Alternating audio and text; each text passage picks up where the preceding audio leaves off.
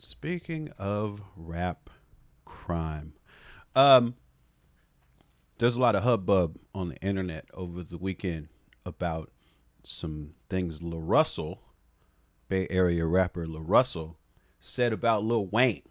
Now, by the time the fervor was at full pitch, um, what I was just seeing was just a bunch of people just mad at LaRussell and saying he's disrespectful and calling his short legacy into question and defending the merits and catalog and skill and star power of Lil Wayne.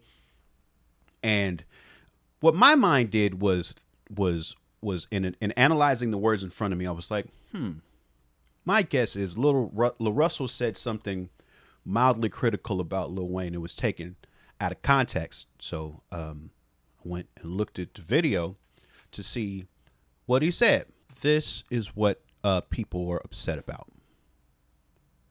Yeah, I gotta he respect was it. he had a conviction. Yeah. You know, I was like, I had a moment in my journey where I had grew a disdain for Wayne, just because I started listening to everything. Like, I started maturing as a human, and I'm like, damn, this He makes maturation sound a little bit like Pokemon. nigga wasn't talking about nothing for a long time. And I like, think get that's you. what Yeah, I his thought argument about that. was. you know, Shout out to Jeff Weiss, by the way. Jeff Weiss out here instigating. You love to see it. like as someone who like grew up in these communities, Right. and grew up with homies who I seen want to be bloods because they following Wayne, they want to be gangster, want to shoot all the gun bar and shit. Right. Like, I've seen the negative that he contributed to the community, and I had to look like, man, what are the songs where he really talked about something and gave? And out of a 1,000-song catalog, you know, it's minute on this end. It's like Georgia Bush. And Right. that do bother you. Man, Tie My Hands. That's One what of I the was greatest going to say. records Tie that- My Hands right? is the only one and I that, can think of. and that's the thing. It's like, if I hug you once, but I slap the shit out you 1,000 times, you know, your affinity for me is going. You're probably gonna remember me for Right. this. And a lot of people don't. You know, as I mature, a lot of my old favorite artists, I'm now like, damn. yeah. Like, I love you because I learned how to rap to you, but when you look at the contribution, it's like, man. Okay, so this was what he had to say to have people up in arms, and my first thought when I heard it was, oh, this is like mildly disrespectful. At least in terms of being a mostly unnecessary thing to say. It feels like, this is kind of what I was getting at the other day when we were talking about J. Cole, and I was like, yeah, Fonte told me you shouldn't talk about rap with people who don't rap, and obviously I do that anyway. I'm doing it right now, but that's sort of where you run into is like some of your opinions about other rappers and their approach to craft, their approach to writing, might sound wildly disrespectful to people who aren't looking at it the same way as you. And I feel like he probably shouldn't have said that. I feel like he probably shouldn't have said that is my first thought. And then when you take it a little further, it's like he's talking about his experience with Lil Wayne's catalog and going from a person who was young and just impressed by Lil Wayne's obvious craft, obvious skill, and then returning to those records as a slightly older person and being like, oh, there's no substance here. So, like I said, my first thought was that he probably should have, if he's going to say that, he probably should have said it a little differently. My second thought was, this seems kind of unfair to just put on Wayne. That seems sort of unfair to me. Because then you start thinking about, like, what rappers, like, first of all, you have to ask the question, what does talking about something mean, right? Because if you think about other popular rappers, like, you can think of rappers that have maybe more substance than Lil Wayne, potentially, or it can even be the experience of more substance. But when you're actually paying attention to what they are saying, most of them don't talk about much. I would venture to say that in most popular artist catalog, there would be a minute percentage of songs that are actually talking about something. And I even, I went and found a list, and we can kind of go through this together. These are the rappers who have sold the most, right? And I wanted to do a thought experiment of going through this list and seeing, of these 16 artists listed as the 16 highest selling rappers of all time, who would we say talks about something? Because I think that's I think it's a little bit confusing, and I think it's a little unfair to just put on Wayne. So, okay, 16, I got LL Cool J, who um, made party songs, he made bragging songs, he made songs about girls, ladies. The When I think of a LL Cool J song of substance, is it the one with him and the country, the country music singer? Is that the one? Is that like what did he ever talk about stuff? I don't know if he ever talked about stuff. Um, he was known to be a versatile rapper, like more versatile than other rappers from the era. But I don't remember him talking about much ever. Yeah, you know what? On Urkel, that's a good call. The album with him and Q-Tip did, on a few of those songs, there is more substance. There seems to be a little bit more perspective, but the percentages of substance seem to be on the minute side. Nas, who you would say mostly talks about stuff, right? He mostly talks about the sociological conditions of Queensbridge and all of the fallout of that. He's got his Uchi Wallies too, so he's still got both sides of the brain. But I'd say that of the popular rappers of the modern era, he's probably the one who talks about the most stuff. G. Rod, I completely agree with you. We need a definition of substance, though, because rappers' ideas of substance can be rapper A's idea of substance can be very different from rapper B. I completely agree. And that's another reason I think it's unfair. I think it's an unfair way to describe or separate rappers on the mainstream level. Because you got to think about it. Like, most of what their job is to make like the most appealing song ever. And like in our lifetimes, have there been a bunch of popular songs that had substance about them? I feel like that era came and went before most of us were born. So I think it's a weird thing to do to think about a rapper that way, or think about that kind of rapper that way. I think that's kind of odd, because I think you can say that about most rappers. Snoop Dogg, nothing, right? Do you ever say a serious thing? Maybe on Murder was the case, because he was very afraid he was going to go to jail forever. Like, but other than that, has he ever said anything? Nothing, right? I don't know. Does Snoop Lion have substantial music? Was Snoop Lion uplifting to people somehow? Ludacris, I cannot think of a serious song.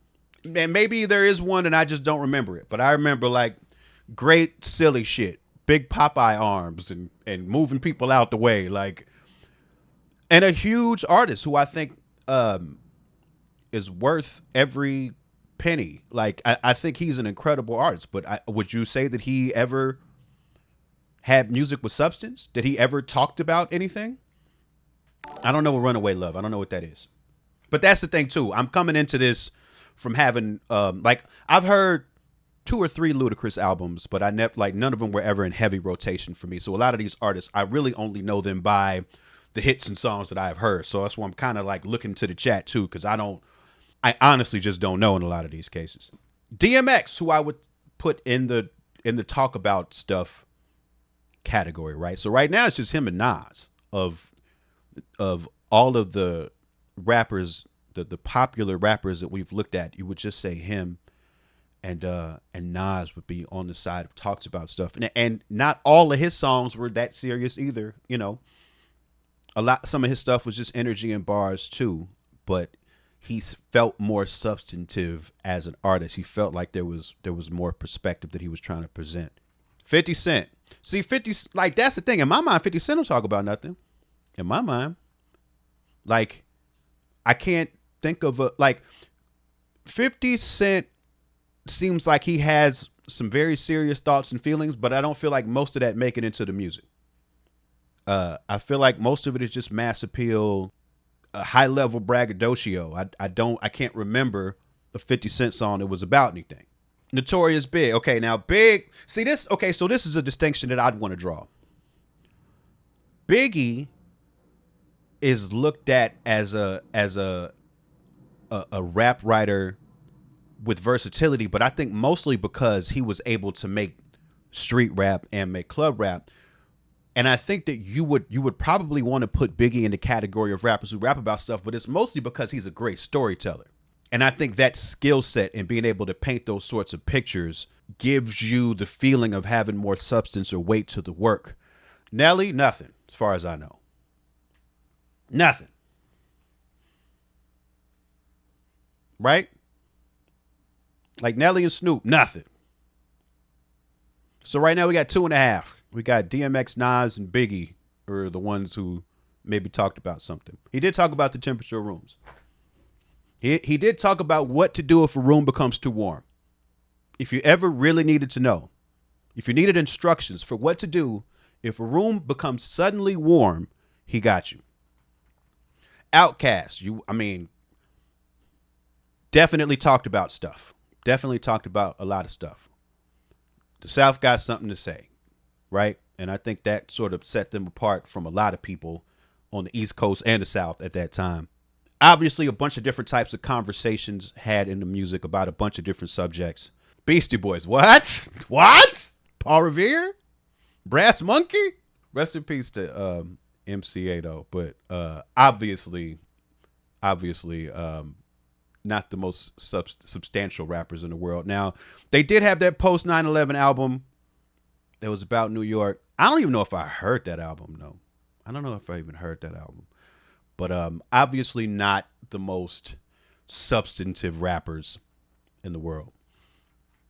Lil Wayne, the aforementioned, they named a couple of songs in that little interview piece where apparently he was talking about stuff. I don't think of him as a person who talks about it, but I wouldn't expect that from him. I wouldn't expect that from him. He came from party music in the South, hustler party music from the South, with Cash Money, transformed himself into like a super lyrical guy in his mixtape era, like in a way beyond anybody ever thought would be the case for him, and was seen for a few years as the best rapper in the world, hands down. Like there wasn't even a debate at one point. But I don't think anybody ever expected him to be talking about a bunch of stuff. Part of what LaRussell was saying too was about his contribution, but I think you got to look a little deeper at his contribution, because like I think for as trivial as it might seem, him doing stuff like saying he was a Martian, like making songs from that perspective, like skateboarding, I think that at the time he was at the top, the image of the popular rapper was so narrow. It was so narrow that like little things he did and little oddnesses and oddities and weirdness about himself that he embraced, I think opened the doors a little bit for what could still be considered authentically street, quote unquote, which is always a tough road to go down in hip hop anyway. But I do think he opened it up a little bit. Like I think that him and Kanye, especially at that time, opened up the idea of what a popular and authentic feeling rapper could be in small ways, but I think ways that reverberated largely. So I wouldn't want to take that away from him either. I just think that trying to dismiss him for not having a lot of substance is a weird thing to just put on him. Kanye, aforementioned, obviously talked about a lot, but look, in his case, when you really think about it, though, for as many conversations as he had, he also, from my understanding, wrote very few of his own raps. So it was like the avatar of Kanye, the popular rapper, having a bunch of conversations, but these conversations were actually oftentimes provided by the perspective of the collaborators around him. So that also gets complicated.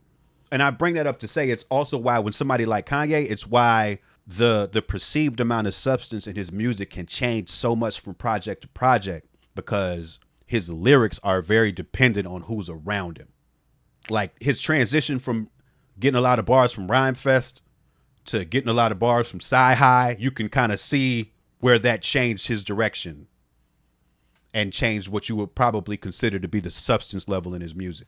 Does Drake talk about anything? I mean, so look, there's the stereotype, especially of modern Drake, because he's another one who his perspective, his image, his seeming perspective has changed a lot over his career.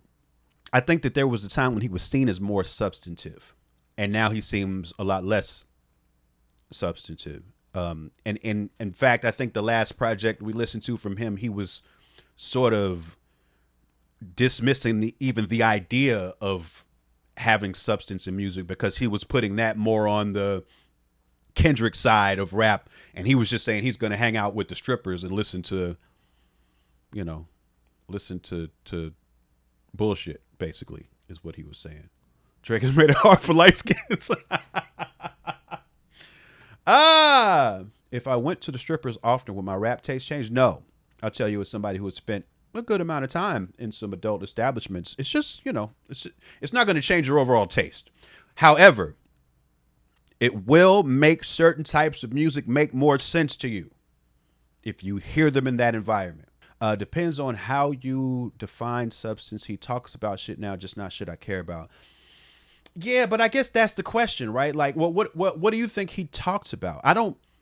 To me, it seems like modern Drake is explicitly trying not to talk about much of anything, is what it seems like to me. It seems like there's a rejection of the idea of trying to talk about stuff. One with surprising little substance. Common, I would disagree with that, Chaco. I feel like Common's had full-on songs about abortions and stuff. Like, he's had some really heavy songs. Jay-Z. So he's another one, right? Like, Jay-Z's music, like his approach to lyricism is in conversations. He writes conversations. Now, how many of these conversations are about something? Like, how would we define that? Like, okay, 444, that album is having some heavy conversations about some cultural, historical trauma, race relations, class, like, well, not too much class, because obviously he's richer than damn near any rapper has ever been. But he is attempting to have conversations on 444. I would ask, in his career before that, how much substance was there in his music? Now, again, he feels very conversational, which I think adds a feeling of substance. Just like Biggie's storytelling adds a feeling of substance. But when you actually analyze what this particular conversation about, what is this song about, it might just be about going to the club, or his chain being big, or his clothes being expensive, or or him wearing button-ups when everybody else is still wearing long white tees. It's just not, it is hard to say how much substance is there, even though obviously, and maybe this is part of it too, maybe the idea of substance is informed by what you feel like the artist is capable of. Like, you can tell from listening to Jay-Z that he has deep thoughts about things, but you don't necessarily always expect him to present them. I do feel like the way Wayne presents his music, he doesn't present his depth. So I don't, it is fair to ask how much depth is there, since he doesn't present it. But I don't think either of them is necessarily presenting deep work all the time, nor should they be asked to, because there's plenty of rappers in the world who obviously do this. Like, if you go to the underground, you go to the independents, obviously that's where there's more substance. And I think it's just odd to expect rappers who are mass market icons to be talking about something. I think that's sort of a weird proposition. Tupac, we had another arc. There was another narrative arc with his substance. I mean, obviously he had a lot of it when he was coming up, and then all of the things happened in his life that sort of made him an angrier artist, and he moved away from a lot of that. But obviously capable of a lot of substance and displayed a lot of it very early on. Is a 187 music in journal was like this? Did Britney Spears have much substance? Maybe she did. Someone correct me if I'm wrong. Exactly. I mean, I think it's a testament to the sort of product that an artist is making, whether or not it should be expected to have substance. And then number one is Eminem, who again, capable of a lot, obviously, but if you look at the work, there's a lot of silly shit. Would you say it's mostly silly shit? You know, like Stan. Stan's a deep song. Stan is like a song about fandom and privacy and it's amazing that a song like that was a hit and able to put a word in a lexicon and all of that. But then, obviously most of his singles, most of his songs, it's just, a lot of it is fucking silly wordplay. A lot of it. I don't know where you would put his percentage. Is it higher than Wayne's? Maybe. Yeah. I mean, and he's been publicly political, as Eeyore Vibe said, which can make an artist feel more substantial. But if you actually peel back the surface, I think there's a lot of questions there. M is the OG author of school shooter music. Wow. So I don't know. I got questions about all of this. Now, there's one more thing I want to go back to. So that was what LaRussell said, and then LaRussell sort of saw all this backlash and made this video sort of setting the record straight. I'm finna blow the whistle on the industry real quick. In the industry, is two forms of marketing that's used heavily. It's seeding and it's clipping. Whenever you see academics, say cheese, rap, bars, etc., all posting the same thing around the same time with the same narrative, that's a seeding all this campaign. Breathing, so much breathing. That means someone gave them a budget and some content and a narrative to spread to the world. These two things have been monumental and beneficial to artists like myself as well, because whenever I have a viral moment, I'm able to mass distribute the moment to the world. On the flip side of that, most of these places don't have no integrity. So as long as you got the budget, you could get them to post anything and use it is a very steep street. It's got to be San Francisco. Gotta be 20, 30 platforms across Instagram and Twitter all posted the same clip of me at the same time with the same narrative. 30 niggas thinking the same thing, watching the same interview at the same time. None of them have ever posted anything from me. They ain't posted when I paid rent in my hood. Yeah, I guess the palm trees do look like SoCal. They ain't posted when I bought out restaurants. They ain't posted when I helped these kids. They ain't posted nothing I've ever done. But randomly, they all watching this interview and decided we should post this. And the title says, LaRussell says this about Lil Wayne after signing to Jay-Z. What the fuck that got to do with anything? That's somebody with a budget in content. I'm going to tell you this, though. The Rock Nation thing, because that's what they're saying, that he said this about Wayne after signing to Jay-Z. Now, I don't know. I would assume LaRussell's aware of this. And if he's not, he's becoming aware of it right now. Rock Nation has a lot of weird anti-fandom. There's a lot of people who, like, there's a lot of conspiracy theories about Rock Nation, and anybody who signs to them, I think now if they're a big platform artist and you sign to Rock Nation, you're gonna end up getting wrapped up in the conspiracy theory narratives.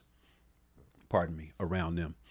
And I think that's part of what he's seeing now too, if he didn't know this already. Like, Rock Nation's a live wire, and there's a lot of people with a lot of weird thoughts about Rock Nation that he's going to end up having to contend with now that he's signed there. In the narrative saying, hey, go run this. Niggas want to try to tarnish what a nigga built, but you can't. The problem is God chose me, nigga. Man can't stop what God put in motion. They doing everything they can because I did everything they can't, nigga. I broke the system. I made it from my fucking backyard. It ain't ironic that all of a sudden niggas talking about LaRussell everywhere at the same time with the same narrative. It'll never work, nigga. I'm from the fucking Bay. Nigga, I break the internet. The internet don't break me. In the words of the great Dwayne Carter, real niggas fuck with me and I don't give a fuck who don't.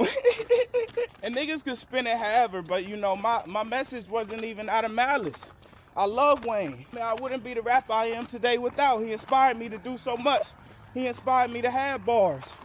But he also inspired me to smoke weed, sip lean, fuck bitches, shoot guns, all those things. And I turned out great. But that's the power of being influential, nigga. I love Wayne, nigga. Fuck y'all. I just want my fans to know, like, buckle up.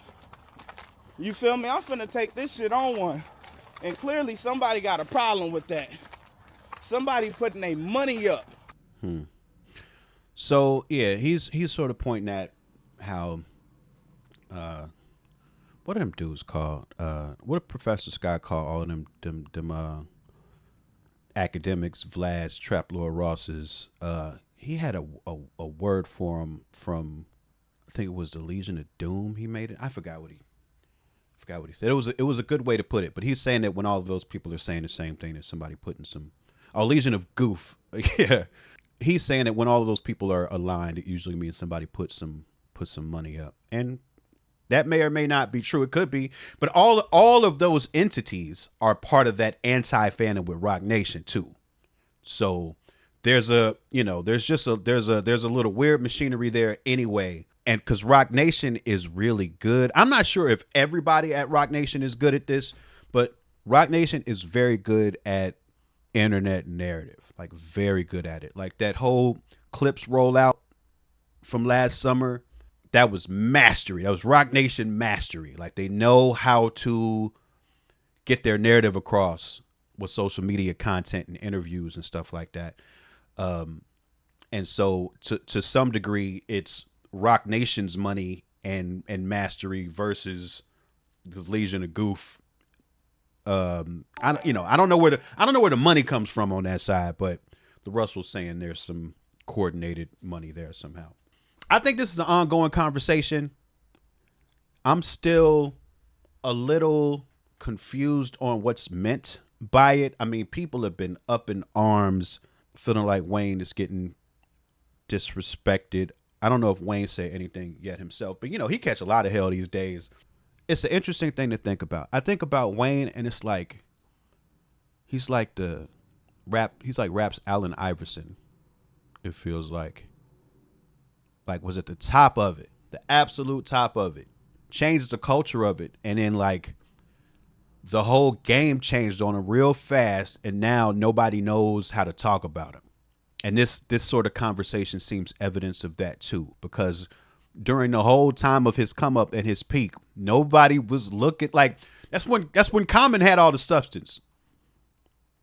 What Jay-Z said, I ain't been rapping like Common Sense, like, cause he did 5 mil, whatever. Like that was the entire dichotomy, was that dudes on the alt tip or the underground tip had all the substance. The people on the mainstream didn't. So like to retroactively go back and somehow hold that against him now seems wild to me. Also squish, squish, for whatever that's worth.